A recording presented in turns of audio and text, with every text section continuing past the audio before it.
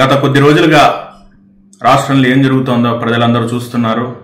మన మాజీ ముఖ్యమంత్రి జగన్మోహన్ రెడ్డి గారు మీడియా ముందరకు వచ్చేసి రప్ప రప్ప అని పుష్ప సినిమా డైలాగ్స్ మాట్లాడుతున్నారు ఆయన.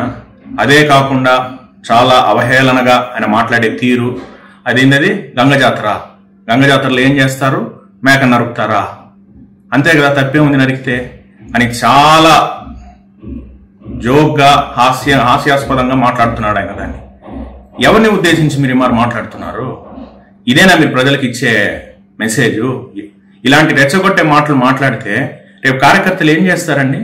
మీరు ఒక మాజీ ముఖ్యమంత్రి, 5 ఏళ్ల పాటు ముఖ్యమంత్రిగా పనిచేశారు. మీరే ఇలా మాట్లాడితే బాధ్యతారాహిత్యంగా, ఇంకా సాధారణ కార్యకర్తలు, యువత వాళ్ళు ఎంత దూరమైనా పోతారు, మిమ్మల్ని చూసి వాళ్ళు రెచ్చిపోతారు. ఆ ప్లే కార్డ్స్ పట్టుకోవడం ఏంది, పుష్ప సినిమా డైలాగ్స్ మాట్లాడడం ఏంది? ఇదేనా సినిమానా? రీల్ యాక్షన్ కి రియాలిటీకి చాలా తేడా ఉంటుంది జీవితంలో. రీల్లో జరిగేవి ఎప్పుడు నిజ జీవితంలో జరగదు. రియల్ లైఫ్ కి రియాలిటీకి చాలా తేడా ఉంటుంది ఎప్పుడు. అది సినిమాలో చెప్పే డైలాగులు అవి.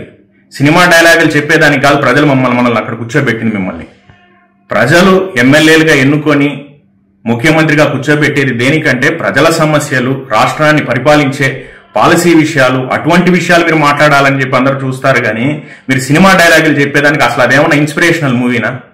పుష్ప అనేది ఒక స్మగ్లర్ని హీరోగా చూపించినటువంటి మూవీ అది. అంటే స్మగ్లర్లు చేసే పనులని మీరు హీరోయిజంగా మీరే మాట్లాడితే ఇంకా కార్యకర్తలు ఏం చేస్తారు? వాళ్ళు కూడా స్మగ్లర్లుగా తయారవుతారు.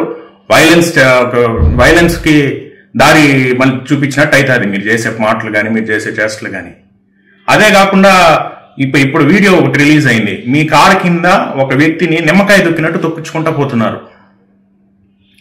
మీరేమో శాంతి మాటలు మాట్లాడతారు కూర్చొని. అసలు ఏం జరుగుతోంది? మీరు అసలు ఒక క్లారిటీతో ఎందుకు మాట్లాడరు? ఇదేనా మీరు ఇచ్చే మెసేజ్ ప్రజలకి? రప్ప రప్ప అనేది, ఇట్లా అనేది, ఇలా చేస్తారు ఎవరన్నా ఒక ముఖ్యమంత్రి స్థాయి వ్యక్తి? మీరు ఒక మాజీ ముఖ్యమంత్రి, అదేనా మీరు మర్చిపోతున్నారేమో నాకు అర్థం కావడం లేదు. మీరు అలాంటి మాటలు మాట్లాడితే వైలెన్స్ స్టార్ట్ అవుతుంది. ఎవరిని రెచ్చగొడతారు మీరు? అదేవిధంగా యువత కూడా తెలుసుకోవాలండి. యూత్ కూడా తెలుసుకోండి దయచేసి. మీరు వీళ్ళు చెప్పే మాటలకి రెచ్చిపోకండి. మిమ్మల్ని తల్లిదండ్రులు కష్టపడి పెంచుతారు. మిమ్మల్ని మీరు మంచి పొజిషన్కి రావాలని చెప్పి వాళ్ళు పాప మహర్నిశలు కష్టపడి ఉద్యోగాలు చేసి మీకు ఫీజులు కట్టి మిమ్మల్ని పెంచి పోషించి మీరు మంచి పొజిషన్స్కి రావాలని చెప్పి వాళ్ళు ఎంతో ప్రాధాయపడతారు. కానీ మీరేమో ఇలాంటి వాళ్ళ మాటలు వినేసి రప్ప అనడము, తలలు నరకతామనడము. ఇప్పుడు ప్రభుత్వంలో లేకనే వీళ్ళు మారుంటే, పొరపాటున కానీ వీళ్ళు ప్రభుత్వంలో ఉంటే ఇంకా రాష్ట్రం ఎలా ఉంటుందో ఒకసారి ఊహించుకోండి. ఎంత దారుణంగా ఉంటుంది ఆంధ్ర రాష్ట్ర పరిస్థితి.